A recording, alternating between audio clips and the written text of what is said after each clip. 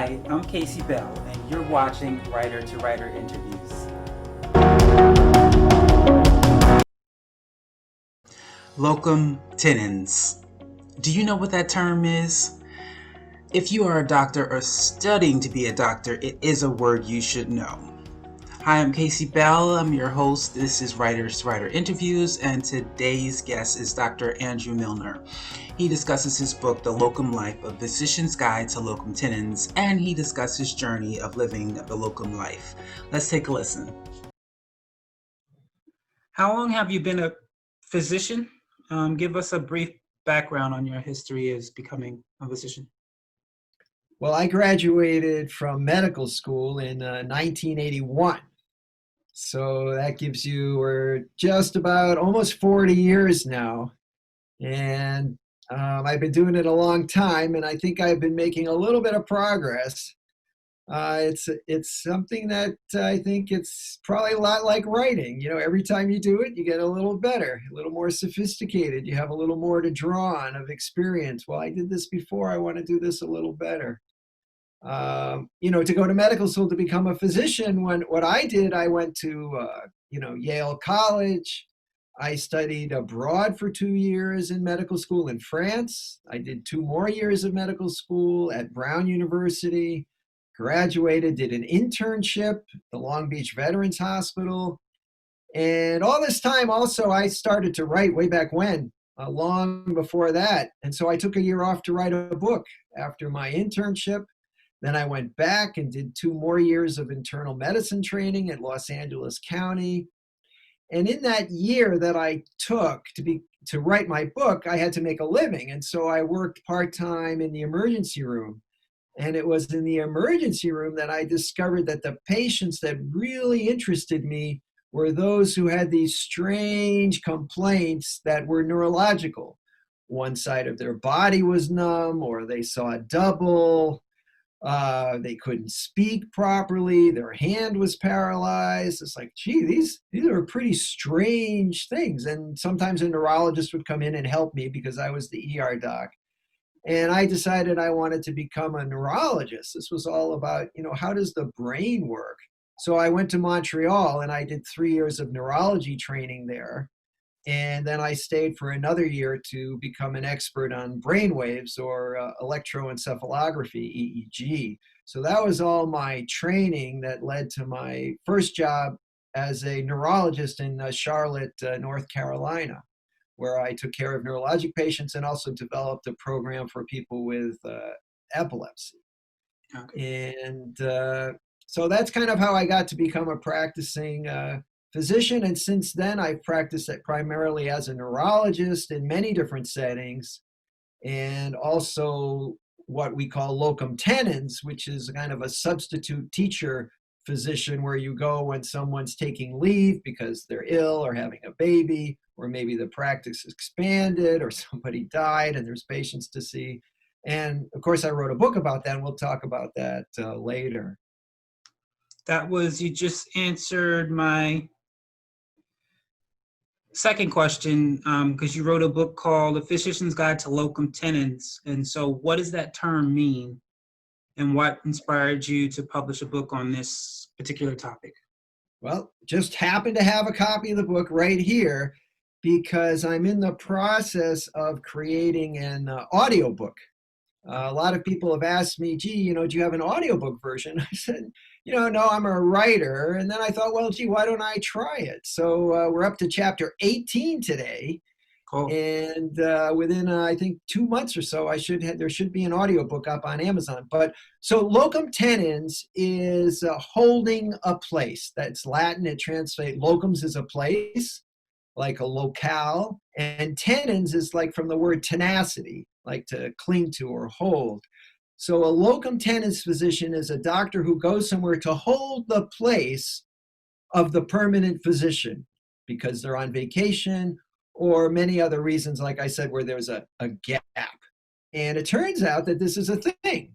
I didn't know it was a thing when I first did it in 1981, where I was the locum tenens ER physician because I needed a job just temporarily so I could write a book and then get back to my training. But I started a medical journalism career and wanted to get back into clinical work after about 10 years and started doing locum tenens, go for 2 months or 6 months. And for me, I realized that it was a wonderful thing to do because I could control my schedule.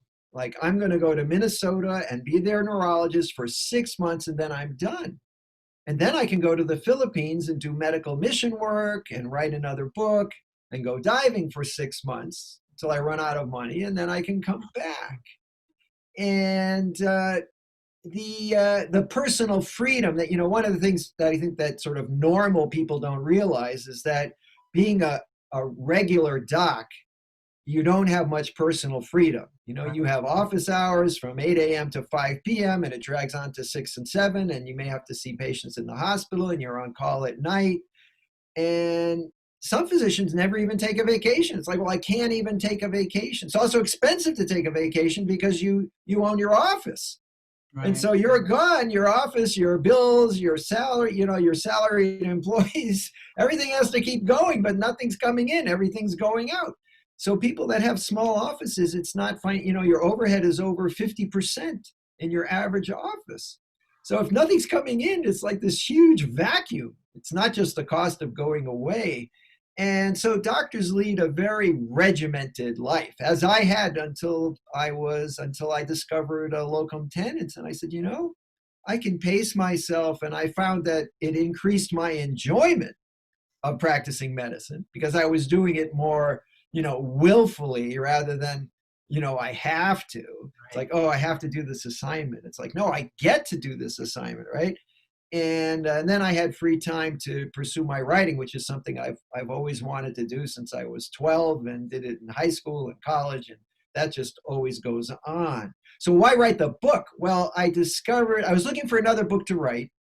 I've written several books, 2 on epilepsy, 1 for patients, 1 for doctors. That's my area of specialty. And I wrote another book called Bullets and Brains. And Bullets and Brains is a collection of essays about physicians and society and the issues that come up, like vaccination and guns and, issues that are somewhat contentious that need some informed opinion, like op-eds. And so these had all been published on medscape.com, and I collected them into a book.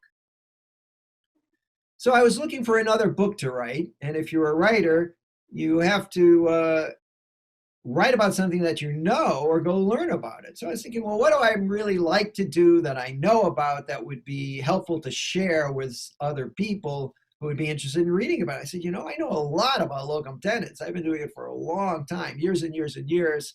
I have a lot of anecdotes, what to do, what not to do, how I got stranded at the airport and how to get a good job, how to not get a good job.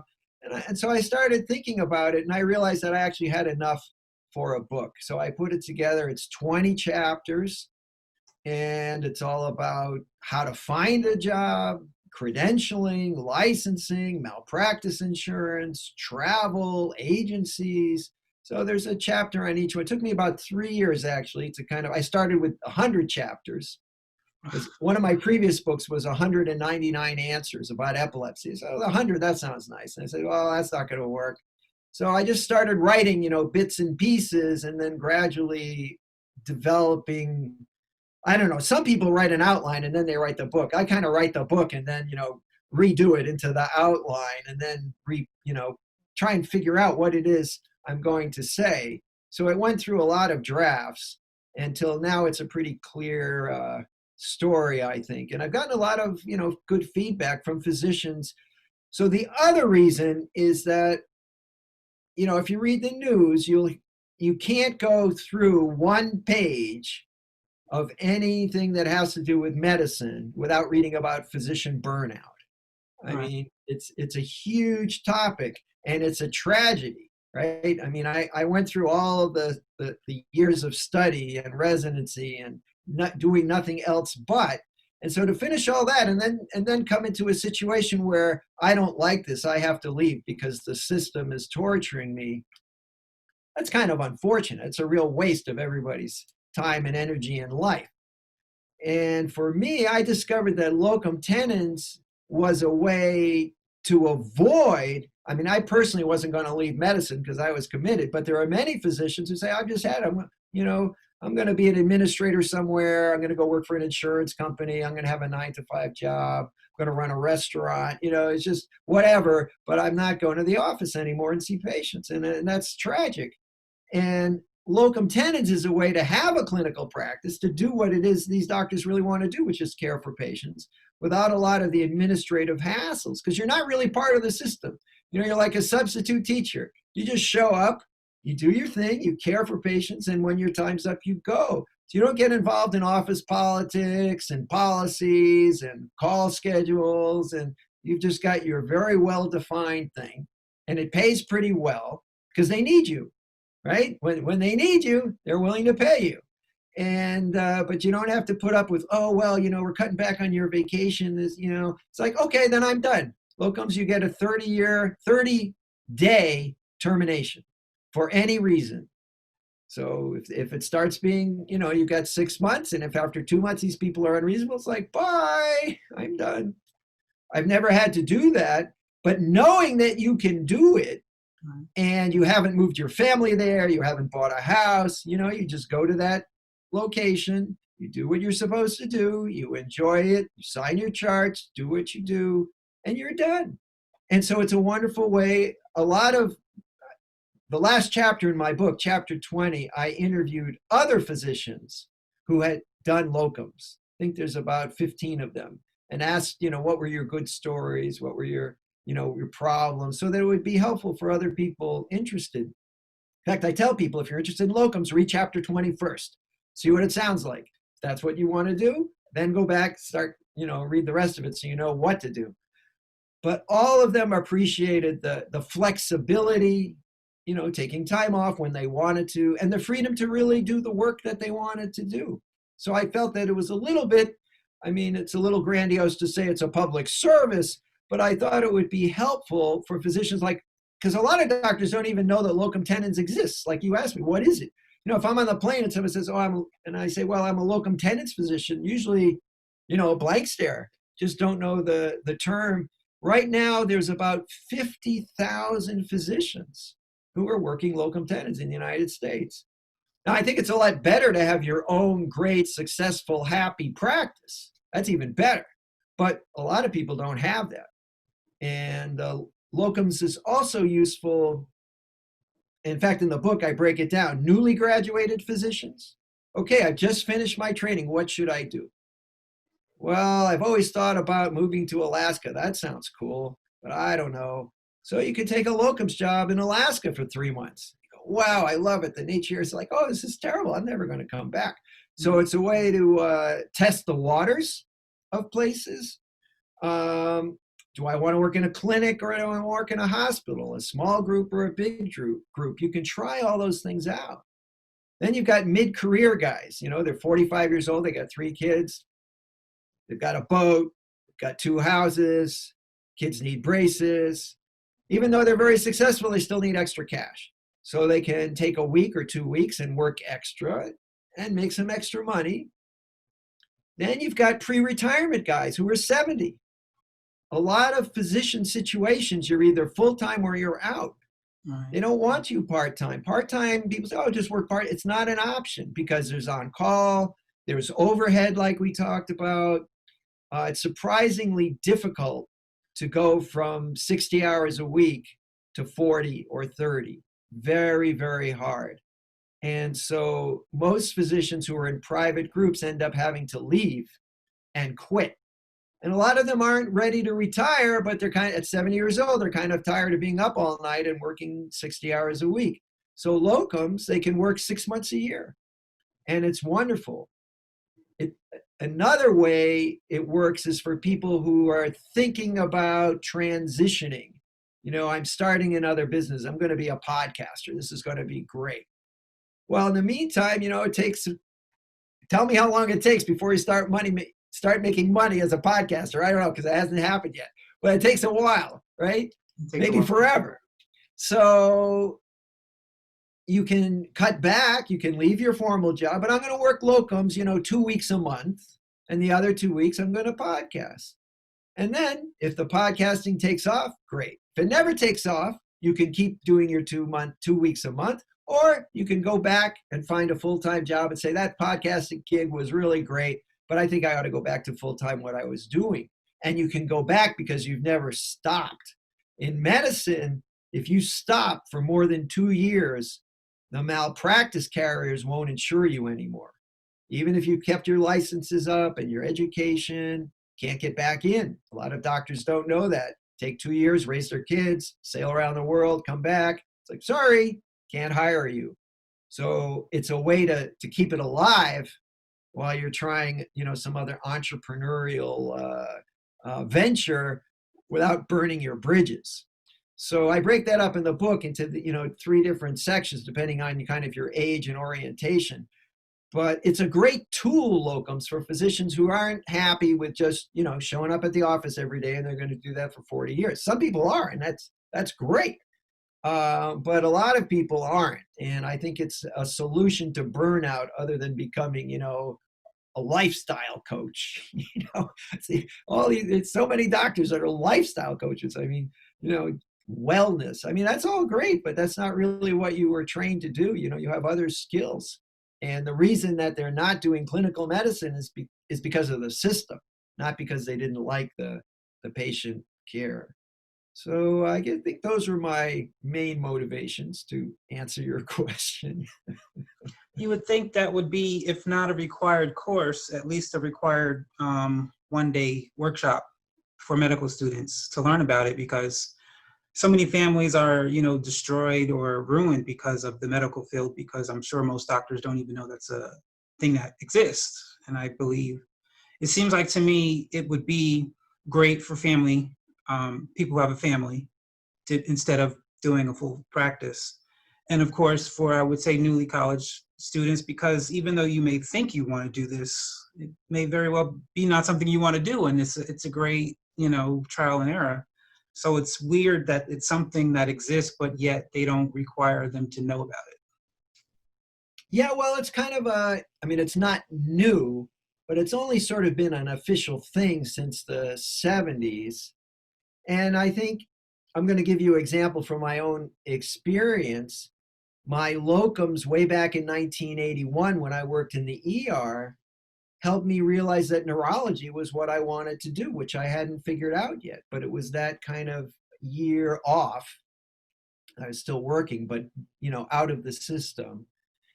And it also helped me just a few years ago. Well, it helped me get back into clinical medicine also, after my writing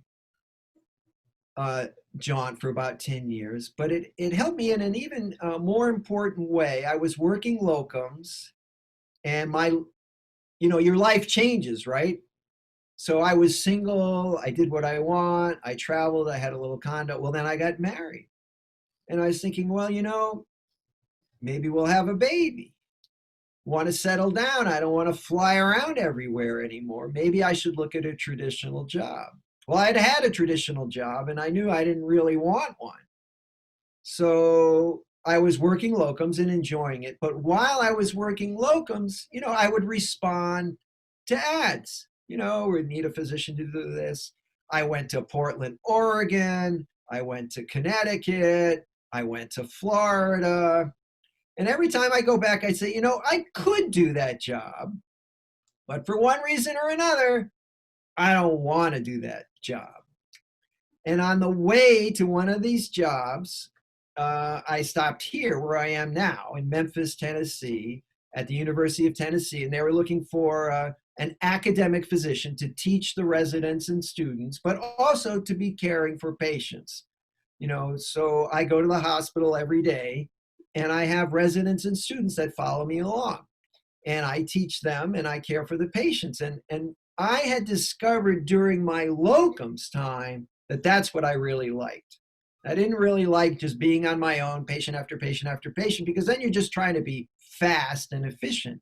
But when you have someone you're teaching, it's still important to be efficient, but not fast. You want to communicate, you want them to learn, and it also, of course, forces you to learn more because you have to stay a step ahead of them.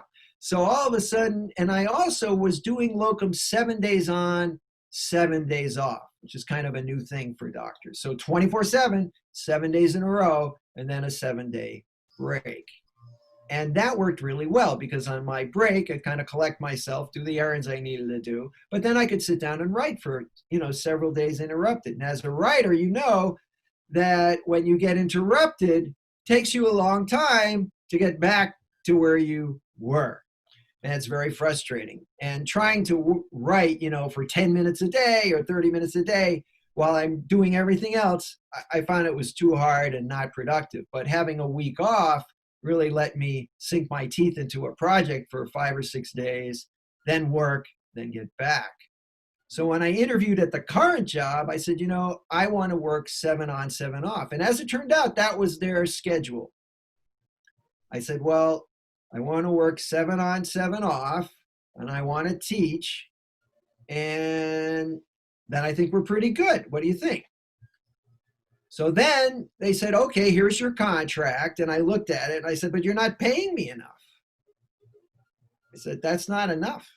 I said, I'm making more just bouncing around doing locums. And it was locums that gave me the leverage to do that. Because in my own mind, I had decided that I really wanted that job. I've been looking for 2 years and I couldn't find anything where I could get that schedule plus the teaching. It doesn't exist. So what they offered me was certainly reasonable, but it wasn't anywhere near what I was earning and what I needed. And so I said no. And if I didn't have the locums job to go back to, I never would have said no. They teach you in negotiation, right? You have to be willing to walk away. If you're not willing to walk away, then they've got you, right? If you really love that car salesman, he's not going to make you a deal. But you start walking off the lot, hey, wait. So I just said no. And a week later, they came back and they offered me almost as much as I had said I wanted. It was pretty close. I said, well, now I can't think of a reason not to come. So locums kind of paradoxically got me the best permanent job in the world. So I'm very happy. So it's a tool that you can use a lot of different ways, but it's really an ally. And so you mentioned about education. I did an online course for the American College of Physicians on locums for pre-retirement guys. And actually tomorrow I'm speaking virtually like this at a course for physician entrepreneurs. And I'll be the only one who's talking about clinical work. It's all about all the other, like we were talking about, all the other things a doctor can do with their doctor skills, develop an IT company, make an electronic medical record, consulting. I'll be the only speaker on clinical work because I strongly believe that that's really what most doctors want to do. That's why they went to medical school, because they want to do clinical work. And locums lets you do it on as much as your own terms as is possible in today's world. Neat. Okay, so what are the top 3 insights you can give to a fellow physician, meaning they've never heard of it, they're hearing it for the first time? What can you tell them that they need to know about the best way to go about doing this? Well, I think the first thing is to learn about yourself. So why? Why do you want to do it? Are you unhappy with your current job and you're looking for other options? You just need some extra money, on the side. You want to travel. Some people will travel. You can even do locums, internationally in New Zealand. Some guys take a year and they'll move the whole family to New Zealand and live there for a year because they want a new experience. So, and everything has a trade-off, right? If you go to New Zealand, their pay rate's a little lower. So, if you get the experience, you're not going to get the cash. If you want to go to the highest, paying job, you say, okay, I've got 6 months. I just want to make as much money as I can because I've got student debt and I want to pay it off. So first figure out, one, what's your motivation? Then read the book. You want to prepare, right? Do you have the proper license, the DEA, the CSP? Are you set up for travel? Do you have your home office? Do you have a cloud account that works? Do you know where you're going? Do you know how to use the EMR? You know, be prepared. So when you show up, you're all set to go. You don't have to learn there. So preparation is key. You know, and then lastly, you know, what's your clinical, what do you have to offer as a clinician? Are you an internal medicine doctor, ER doctor, psychiatrist? Well, you know, be damn good at that. That's what it's all about. When it all comes, all the rest is all meaningless. It's just, you know, just getting you there and pay. But, you know, it's the one-on-one where you're actually there. So be really good at that. You know, spend a lot of time. Be good, because you're going to be on your own. A lot of locum situations, you know, you're not at a trainees, you know, are used to being at a university, and there's the fellow and the senior fellow and the junior faculty and the senior, you know, and there's always somebody to ask. But a lot of locums, you're it, you know, you're the infectious disease guy at that 200-bed hospital, and you're the only one with your expertise. You know, it's like in the military, you know, you're on a mission and you're the guy who's supposed to deactivate the bomb, you know, and you don't have any helper. You know, you're it. That's your job. You go do it. It's like the next guy is 1,000 miles away. So you better know what you're doing. So just know what you're doing. Yeah, so those are the three things. Okay, just for the sake, are there any other books on this topic for students who, or even, I guess, doctors who never heard of this and are thinking about doing it? So when I wrote the book, there were none. There was one pamphlet that was like a 60-page thing on Amazon. That was really kind of a doctor spent a weekend who had been doing it and didn't spend 3 years writing a real book. Since then, I've noticed there's a couple, I think there are 3. I haven't read them, so I don't know. I read everything that was available before I wrote mine because I wanted to improve on it. But there is a woman who's published 1 or 2 books, I think, based on her experiences, and maybe, and there's another one that's come out. So my book came out in 2018, January, so just 2 years ago. 2019, sorry, January, so a year and a half ago. And when I was researching it, there was just this one. So it's been about 5 years, and there's growth. You know, other people are writing books on it. Of course, there's a lot on the internet, and I would recommend. I did a short video like this, anywhere from 1 to 6 minutes on each chapter of my book. So if you search Locum Tenens, you know, you'll find those videos, and they're all free. So if you're curious about those, it's all available. And I don't know, maybe this is a good time to mention. So what happened was I started doing these videos. There were 20 chapters, so I did 20 videos.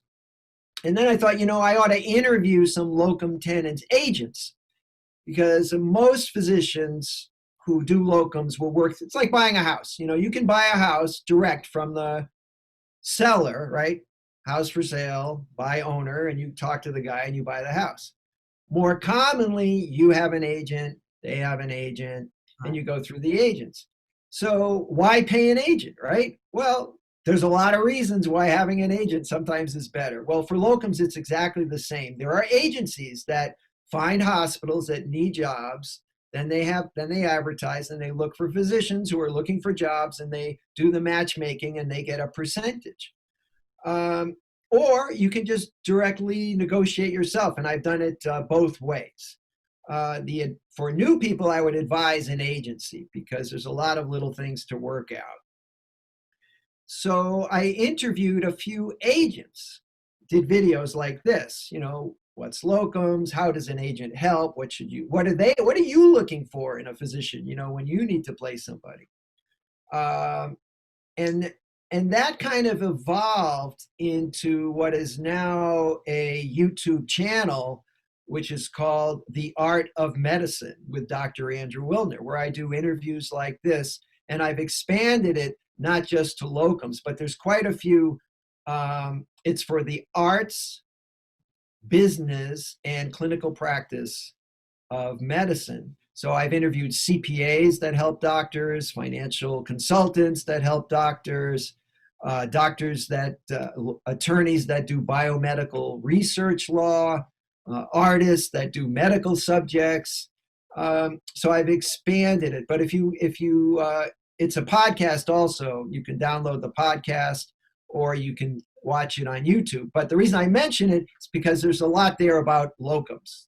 That's all freely available and pretty interesting stuff. I think there's enough information out there now that you can kind of make a pretty educated decision. Is this something I want to try, or not? Rather than like in my day, it's like, okay, I'll just go see what happens.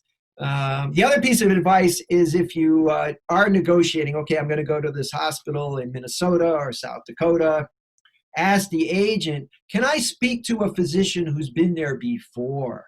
Because very often these are slots that remain unfilled. So some guy will go for 6 months and another guy goes all the time. They're recruiting for a permanent person, but never yet found one.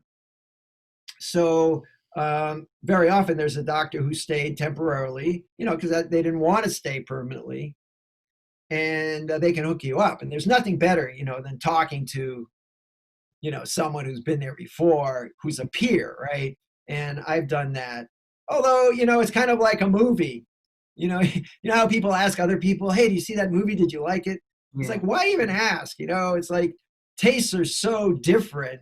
The things that people prioritize, that I have personally found that other people's movie recommendations are not too helpful for me. But, if a doctor tells you, oh, well, it was like 40 patients every day and the place is poorly organized and it was really tough and I'm glad I'm gone. Well, that's probably pretty helpful. Because the locums, the other thing about it is you don't have to take each assignment. You call the agent, you tell me what the deal is, what are they paying, how long, where. You could say, okay, or you could say, no, tell me about the next one. Just like buying a house, you just buy the one that you want. So there's a lot of freedom involved, but you can do your homework, before you get there. Okay. Oh, you asked me about other books. I think you mention. You said you didn't know them. You said there was only 3 of them. Yes. Oh, I know. I thought you were asking if I had written other books. That was no, just if there were any books out there for those who are. Those are the only ones that I know of. Okay. And then what advice do you have to professionals about publishing a book on their experience to help other professionals? Well, I think it's complicated because you're sharing personal stuff and you're a professional. So right away, there's a lot of possibilities to make missteps because all experiences aren't good. And, if you want to write a fluff book about, how great locums is, that's fine. But that, if you're not going to write that book, then you're going to say some negative things. You got to be careful kind of who you stomp on, because there'll be repercussions. So that's one. Number 2, why do you want to do it? Is it just altruism? You just want to help the community? Well, it's a huge price to pay in terms of time, to write a professional book. You're a professional, right? If you want something that's professional, it is a big time commitment. It is huge.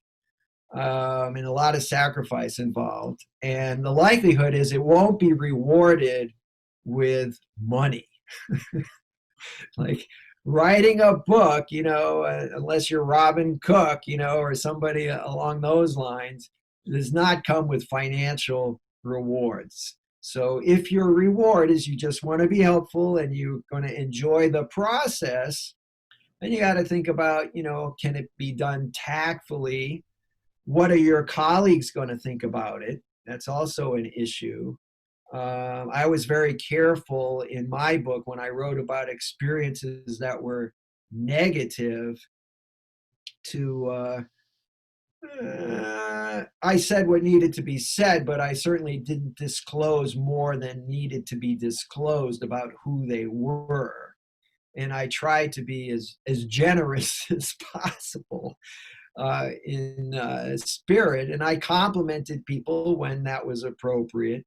But once something's in the public, it doesn't go away, right? And once it's in a book, you can't take it back. So even though I would have loved to tell sort of the unedited version of some of my experiences, but we'd have to do that in an unrecorded, setting. I wouldn't put those on paper because it's just not appropriate, and it doesn't really help anybody. It is important to know that not all experiences are positive, and locums is not easy. You're going to a new place with new people, with a new electronic medical record, and new living conditions, and you don't know anybody. So it's your first, the first day at any new job is hard. And just because it's the first day. And locums is like always a first day because you're always going to new places. So you have to be, you have to have a certain personal amount of flexibility, which I would say I have strived to acquire over time. A lot of doctors, flexibility isn't their thing. It's like, let's do it. We're going to do it my way because my way is the best way. I mean, that was always the way I felt. I wouldn't do it my way if it wasn't the best way, right? But then you go to somewhere else and they're doing it some other completely different way. And one of the phrases that one of the guys I interviewed was, "You're a guest in someone else's home as a locums." And I thought that was very helpful. When you're a guest, you go to someone's home for dinner, you don't tell them, that couch would really look a lot better if you put it over there by the piano, right? You would never do that because you're the guest. Right. And when you're a physician, you just want to do what's best for the patient. And if you see a hospital doing something in a bad way, your instinct is, well, don't do it that way. Do it this way. It's much better. But, people being people and you're brand new, they're not going to respond well to that. It's not going to go well. Even if you're 100% correct.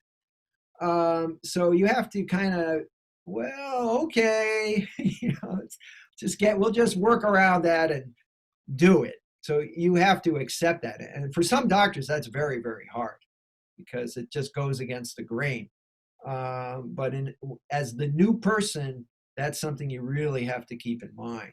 So locums is not easy, and it's not for everyone, for sure. So there's some introspection that has to occur, before you take on that kind of, particularly if you've been in practice for 10 years, you own your own practice, and, I'm going to fly out there for 2 months and take an extended vacation in Guam and work at their hospital so I can go scuba diving. Well, it might work out that way, but it might be they really need you. You're going to be working 12 hours a day and you're never going to have time to go scuba diving because you're there to work. Right. So, and the hospital might be a mess. So there's definitely a balance. Hey, are you a writer, a songwriter, a playwright, screenwriter, author? You write articles, poetry. If you're a writer, I want to sit down and talk with you. Go to my website, authorkcbell.com, and click on writer-to-writer interviews for more information. Don't go anywhere. We'll be right back after this message.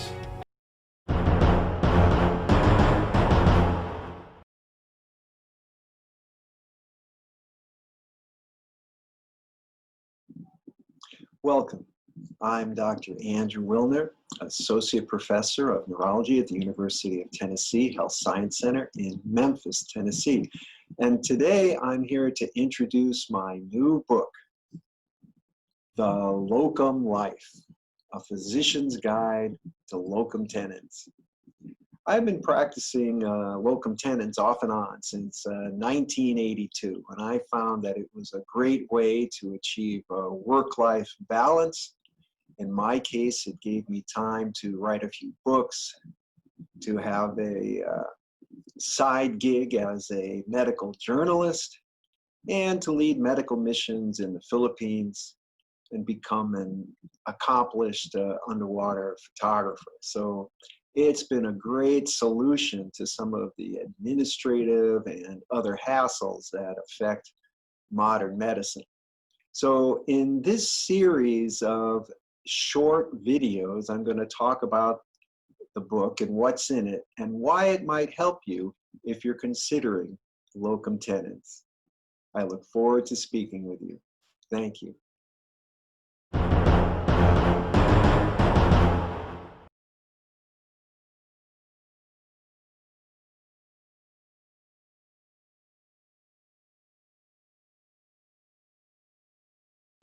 And we are back. Let's get back into this interview. First of all, I wanted to thank you for doing this writer to writer interview, and it's pretty rare that I actually get to speak with writers. Writers aren't that collegial, and they don't really have that much opportunity to talk to each other. Any free time I have, it's by myself, so I can get something done. And these days, nobody's really going to conferences anymore. Where a writers' conference, and I think the most important question, and it's a question I ask myself on a regular basis. So I'm curious. You've written a whole bunch of things, a lot of books. Is why? Why? Why spend your time doing that? Yes. Well, each book has a different why, but the main whys for most of them is to hopefully cause change in the individual who reads it. I say good change, where if they're reading it and there's someone in their life where the relationship has been broken, or there's unforgiveness, or there's something wrong in that situation, when they're done reading, they realize, okay, I got to go deal with that person. Or if they're doing something they know they shouldn't be doing, maybe it'll cause them to turn themselves in. If they are, having issues with their life, whatever the case may be, they read it and it makes them go, okay, it's now time for me to deal with whatever. So the main reason for most of them is to cause some type of change in the individual reading. So you are a frustrated minister. Yeah, I guess you can say that. Wellness. We could put it under the umbrella of wellness. And okay, so that's interesting. So why? A lot of people write just because they feel like it. They think their lives are interesting, so they keep a diary, or tell stories. So how do you write a book? You've got an end point. You want them to be able to better themselves, right? By the end of the book. How do you put the book together so that they want to read it? That is a great question. Again, it depends on the book. I mainly focus on the title in the beginning, because most people read the first 3 or 4 pages, and if it's not anything exciting, they'll just put it away. So I make sure the beginning causes them to want to continue reading, and then I try to find a title that'll interest them into reading those first 4 pages. Okay, so you got to have a hook. You got to get them started. Right. And then once they're there, they'll realize that, hey, this was worth picking this up. Right. And keep going. Yeah. But do you consciously try to make it entertaining, for example? Are your stories, funny or exciting or provocative or moralizing? Or how do you get them through the middle? I don't try to make it entertaining. It's more of a natural thing that happens. I am a natural comedian. So most of my fictional books have some type of comedy in there, but it's not something I try to do. Is as I'm writing, jokes come to me or funny lines come to me, and it's something that's natural for me to do. But I do definitely try to keep it entertaining so they don't stop until they're finished. Yeah, I think that's keeping someone's attention is difficult. And I think particularly now, there's so many distractions. You know, every second I get some alert from somewhere. When I do a program like this, I spend 15 minutes to go around the room, turn everything off that may go on, so that these things are not happening while I'm recording. Um, and well, that's interesting. I think now the other problem I think that writers have, including me, is it's very hard to financially support yourself, you know, while you're writing, and so there's a constant struggle between, well, this is what I have to do to pay the bills, which I may enjoy, but I have to do it, and this is what I have to do because my heart is telling me I have to do it, but I have to, but I don't really have to do it, but I think I have to do it. Right. And so how do you balance those things? Do you have like a regular job, or did someone leave you a lot of money so you don't have to do that? Or I used to have a regular job. I don't anymore at the moment. Right now I'm doing side work, things like DoorDash, Instacart, where I make my money that way. But prior to the pandemic, I actually had 3 jobs. One of them I think is just gone. I don't think I'm getting that job back. The other one was a summer job, which I couldn't work this, and then my main job is not reopened yet and probably won't anytime soon. So I'm basically now focusing my time on my writing. Well, my books, I should say, because I'm not necessarily writing anymore. I'm not writing any more books at the moment. It's not something I've stopped doing. It's just right now I'm focusing on other things. But right now I'm focusing on my books and marketing them and marketing, them. right? So that's the other issue. You know, writers are stuck. You know, I have 4 books now. The first 2, I had a regular publisher, you know, an official publisher. That's what they did. And then the third and fourth ones I self-published. One through CreateSpace, which doesn't exist anymore, Right. and one through Lulu, which is a big self-publishing. And I did everything, but I needed some, you know, I wrote it, I edited it, but I needed somebody to actually get it on Amazon, and I didn't know how to. You don't even need them to do that, but I hired them to do that and list it and do all that kind of background stuff that I didn't know how to do. I hired someone to design the cover, you know, separately. So, but I think writers are stuck with a lot of self-marketing. Oh yeah, my point was that the publisher didn't do much marketing of the book. Right. You know, even the real publisher. So that as a writer, I think even if you get some great publisher, you're still the one. It's got to show up on podcasts, and you've got to spread the word, and you know, have your followers and your website and your emails and all that. And all that eats up a lot of time that is not creative.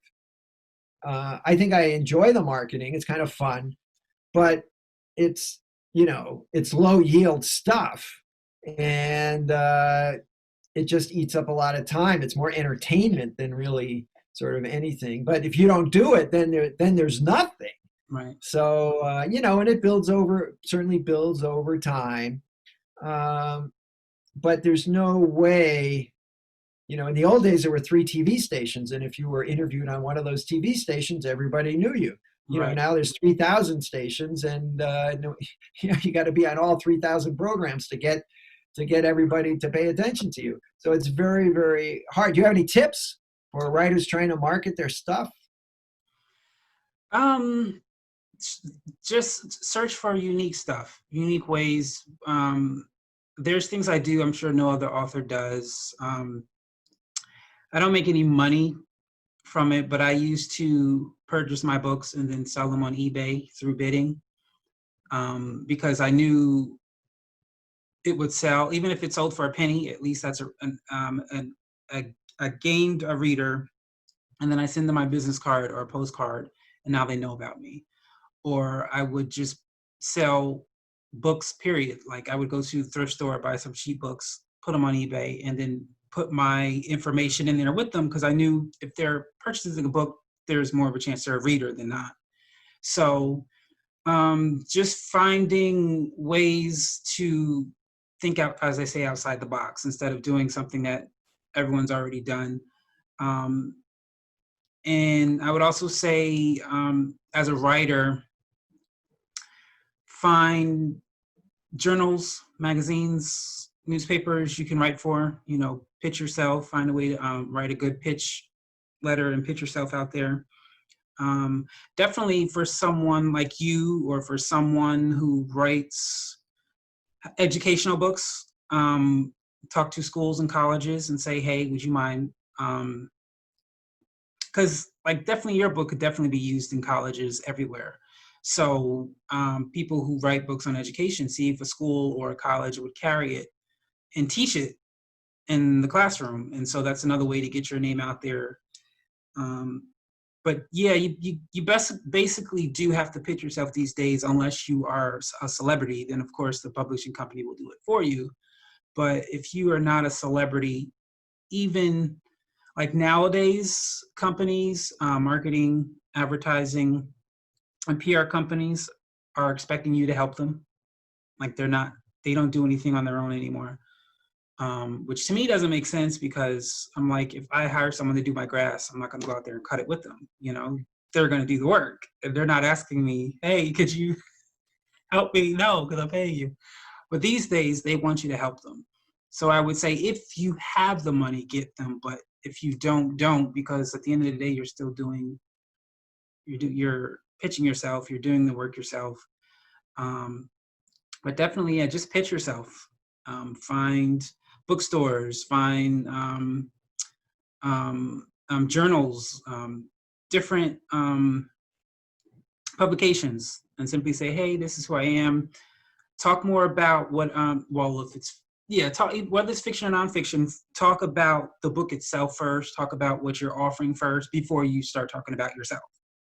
And then, yeah, just keep, I mean, it's, as we all know, you get more, well, I'll say you get ignored more, then rejected, and then finally accepted. So don't give up because, you know, everyone's not saying yes to you, but you just got to keep pushing until you get your yeses. Have you done any audiobooks? Not yet. I've been recently thinking about it. I think it was due to a webinar I watched. They were talking about doing audio. Right now, I don't have the resources to get that done. But I have been recently. Prior to that webinar, I didn't really set my mind to it. But nowadays, people are more so going towards audio because it's easier to listen than, I guess, to read. Well, maybe we saw the same webinar, but I hadn't thought of it. And somewhere I read something or something that there's a different audience there that listens to, in fact, my accountant, I said to her, I said, oh, I'm just finishing up my book now. It's probably not going to change my accounting for this year very much, but, you know, I want people to know about it. Maybe they'll buy it. And she goes, well, is there an audio book? And I said, well, no, I hadn't really thought about that. She goes, well, I only listen to audiobooks. I don't read anymore. And I asked her partner, she goes, oh yeah, she's got a headset in all day long and she listens to all these audiobooks. So it occurred to me, maybe there's a separate audience that would be interested.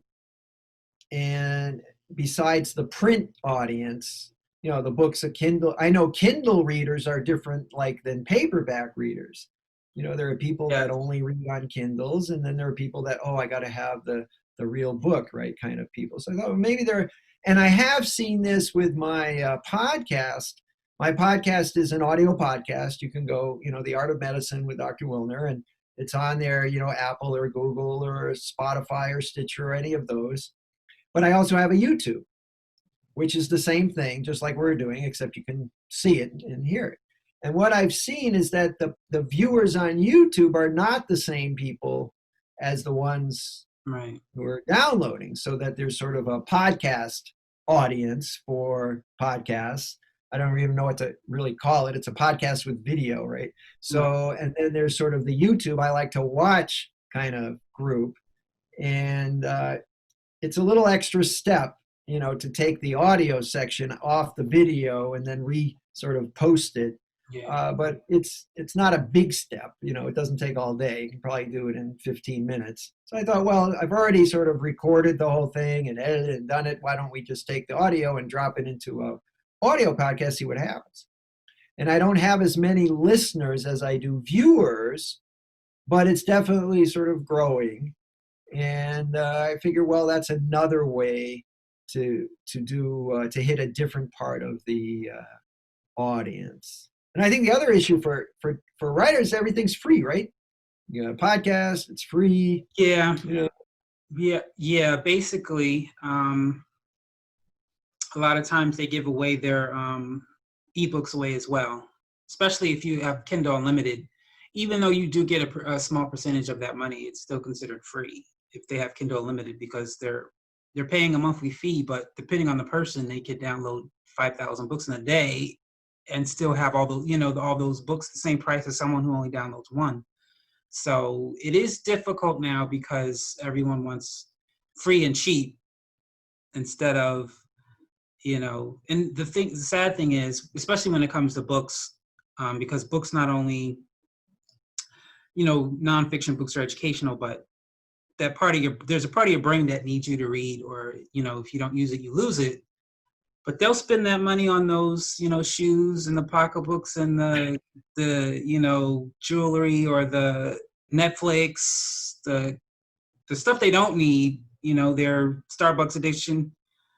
But then when it comes to books, it's like, oh, I don't really have the money. And I think it's sad that it's like people don't understand the real need your brain needs to read, and so it's like, I understand the whole audiobook trend now. It's much more of the thing to do now than it was when it first started. But in the same breath, as a writer, my goal is to hopefully, because I write simply, so to speak, because a lot of people feel like they don't read because it's too difficult, I don't understand it, et cetera, et cetera. So I write simply to try to encourage people to read, because it really is an important necessity for us, for our brains, in order to continue working. So I am, like I said, if anything, I'll probably start out with my children's books audiobook, because they're short and they won't take as long to produce, and I won't have to pay someone as much as I would with my other books. But that is a thing I did think about. Did you train as a writer? How do you become a writer? I took online classes, and I took a lot of research, read some books on, on the art of writing, but I took the parts that I knew I needed to use, and then I added myself in it as well, because I didn't want to sound like all other writers. I didn't want someone to read my book and go, oh, this sounds like this author, or this is like a book that I read from someone else. So it is something I do believe, but I also believe when you read a lot, reading other people's books is a great way of learning how to write. Oh, I would certainly agree with that. Absolutely. The more you, I know as a teenager, I read, all the major, the classics, right? Right. And I still even want to go back and read them again. These were, fantastically well written, stories. And, well, I think it's a craft, if you're a woodworker or an artist or a writer, you can certainly tell a beginner from a more mature, Right. Person, but it's, you've only got, one life. And so it requires focus. Some people do something for 30 years and it's never any better than when they started, because they're not learning each time. Just because you've been doing it for 30 years, that doesn't count. But if you've been learning all along the way, and getting more refined, then you've got a chance, and hopefully you'll have a long life, so you have more time to kind of get better at it. You see many artists, whether it's voice artists or, writers or musicians, right? They just keep going until they drop, right? Because that's who they are, and they've made that their lives. And it's not just something, oh, well, I did it, then I retired. You never hear that, right? A professional musician or writer, oh, I retired. There was a famous writer recently who said he's not going to write another book. Roth. What's his first name? He wrote Portnoy's Complaint. He wrote like 30 bestsellers. He would write one book every 2 years for the last 50 years. And he's 85 years old now.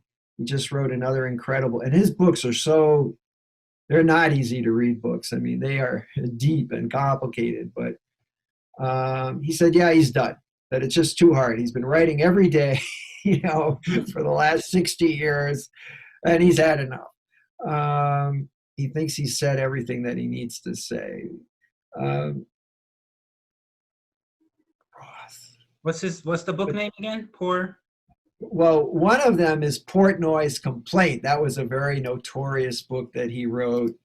And it just comes to mind, but it certainly wasn't his best, but it will get me his name, which I'm going to give you in just a second. Philip Roth, American novelist. That was 1969. And so he's literally 85 now, and he's written so many incredible books. But he said he's retired, and it was like, a big issue in the New York Times, Philip Roth retires. It's just not really. He passed away. Did he die? Yeah, 2018. Well, see, that's because he stopped writing. Yeah, pretty much. He was done. I guess he knew he was done. He was done, yeah. But if you read his obituary, I'm sure it will be one of the most fascinating things you've ever read, because this guy, he was not just a writer, but he's a literary scholar. You know what I mean? I mean, if you went into his home, there'd be solid books around in every room that he not only writes all day long, but reads all day, and you wonder how he's amassed so much knowledge and things to write about. So are you going to stick it out, or yes, this is not something I can just like, okay, I'm done, I don't want to do this anymore. I'll because even now I have 2 book ideas that in my head. I don't plan on starting them anytime soon, but I do. I'm not done. I'm not done. I still have stories to tell. Well, notes are good. There are many. I was just reading. There's a physician writer named Perry Klass, and Klass, and she's pretty well known as a doctor writer, and she's also a pediatrician. And she wrote an editorial essay, I think it was in the New England Journal this week, about measles and as an infectious disease, which was eradicated, but now there's a resurgence because of lack of vaccination, and COVID, where there are people saying that even if there is a vaccination, they don't want to take it. And then famous literature, and she came up with Eugene O'Neill's play, A Long Day's Journey into Night, where there's a scene where there are 2 children, and one of them 7 and gets the measles and goes into the baby's room, and the baby gets measles and dies. And apparently the 7-year-old had been instructed not to go into the baby's room, but the 7-year-old was jealous of the baby. And so there was a feeling that he might have done it on purpose. And the parents were away because the father was an actor who traveled, and the wife had gone with the father because the father was lonely and asked her, and so left the children with the wife's mother. So then there was a feeling of guilt on the mother's part that this never would have happened had she just stayed at home with the children, and negligence of the wife's mother for letting all this happen in the first place. So there's a lot of drama, all because of the measles. And And the point is that, well, these sort of childhood diseases are not insignificant. It's true you don't always die from them, although measles you can die from, and you can have sort of nasty side effects like meningitis and brain injury and hearing loss. But they usually don't happen, but they are serious, but they also have serious repercussions, on people's lives when people get sick. And apparently this had happened in his own life. And Eugene, this was a more or less a true story. There was some kind of fine tuning of the details, but he had a sibling who died of measles, and there was jealousy and irresponsibility, and this was all part of what has become a very famous play. So Perry Class's point is that these things are not insignificant. They affect people's lives, and when people get sick, and sometimes die, there's repercussions that are important. So that was pretty interesting. Yes. And the other point of that story was that Eugene O'Neill had taken notes in his notebook years before he ever wrote the play about that of a child who goes into the room and the baby gets measles and died. Right. That he knew he was going to use that somewhere, sometime. So a lot of writers sort of keep a sketchbook, a notebook of things they will develop, later, something that moved them. They don't want to forget it. Do you do that? Sometimes. I actually, when was it? Maybe 4 months ago, I knew years ago I had a dream and I wrote it down. And I wanted to make a video of it for Facebook, but I couldn't. So I went I have like 15, 20 notebooks. So I went through them. And in one of those notebooks, I found a list of ideas. Well, what was it? Film titles that I had that, funny enough, I was supposed to start writing. I think it was like 3 years ago that I wrote the ideas down. I was supposed to actually start writing it within that month. But I wrote it down in the book, I guess closed the book, and that was it. Completely forgot about it. So when I'm going through this book, I'm like, oh, right, I forgot. So I actually, during this time, took the time to start writing them out, writing these out, the ideas I had years ago that I completely forgot I wrote down. So it may be that COVID has a silver lining. Yes. Getting to do more writing, more Yeah. marketing, and more introspection. Mm-hmm. I think we'd all still rather not have it to deal with, but we're stuck with it for now. Yeah, I think, we're at home, and that's not a terrible thing for writers to be in front of their desk. Right. I've written a lot more during this time than I have. And I had a lot of, I guess you can say, excuses, because I would say, well, I got to go to work. And even though I had time, I would I don't feel like it right now. I'll do it when I get back from work. And then you get back from work, I'm too tired. I'll do it tomorrow. And so this time really forced me, I had no excuses. So I've definitely finished a lot more projects that was on my to-do list from years ago. And that is all the time that we have for you today. Thank you for watching Writer to Writer Interviews. Don't forget to like, comment, and subscribe, and share this video. We hope to see you again for another Writer to Writer Interviews. Thank you. Have a great day.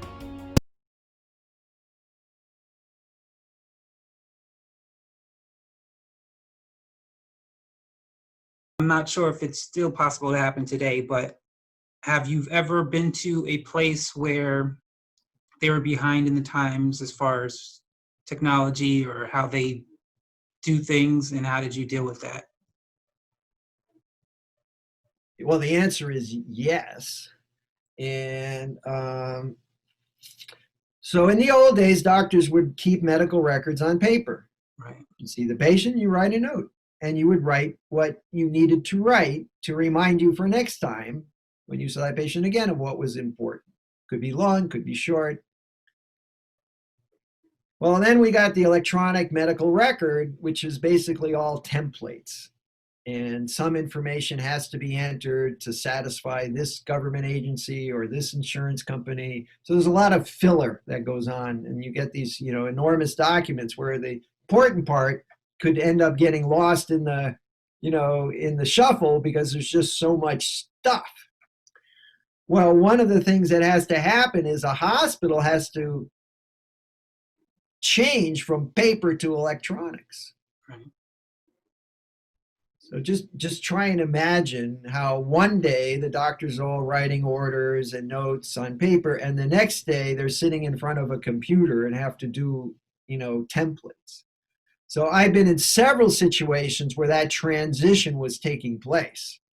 It was not pretty because everything is falling through the cracks because you're busy. Nobody knows how to operate the new system. The experts that come to help you, they don't know how to operate their system because they don't really understand what you need to do. Right.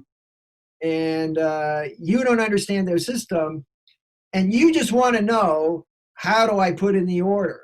You don't care how their system works or whether it's Unix or Windows. You just want to put in the order as quickly and accurately as possible. So everybody is coming at this thing from different directions, and it's a mess. So I've done that several times. When I arrived at the current job I'm in, they were still on paper. And they had one EMR for the clinic. They had a different EMR that they were using, that they were phasing out for the hospital for orders, but the notes were still on paper. So they were using two different simultaneous systems. The X-ray people had yet another EMR for the X-ray reports. So as a physician, you had to, I want to see the X-ray, you got to sign in and log in on this one. You want to see the orders, sign in and log in on this one. Got a clinic patient, sign in and log in on this one. And I think there was yet another one. Don't remember what that one was for. It was a nightmare.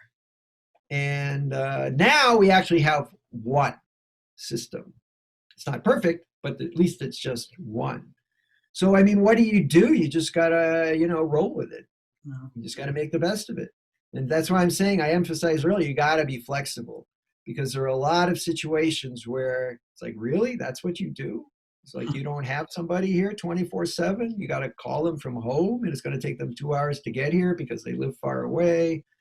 And then they get a flat tire, and you just have to go with it and make the best of it. So that can be very trying, that can be very, very trying. And hospitals are different. I would advise anyone, go somewhere where they've adopted their EMR and they're not going to change it. I've been to places that had one, but they didn't like it. So now they're going to go to another one.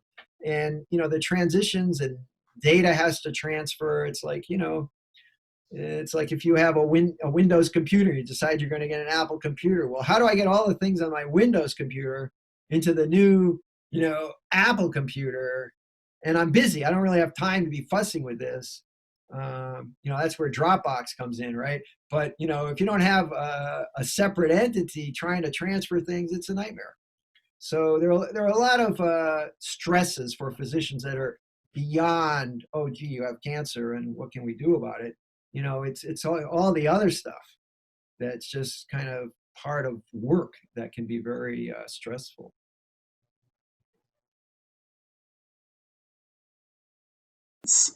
It's definitely a book you want to read if you are a doctor and do not know what the term locum tenens is. Let's take a listen into our conversation on his book and his journey of being. We are back. I hope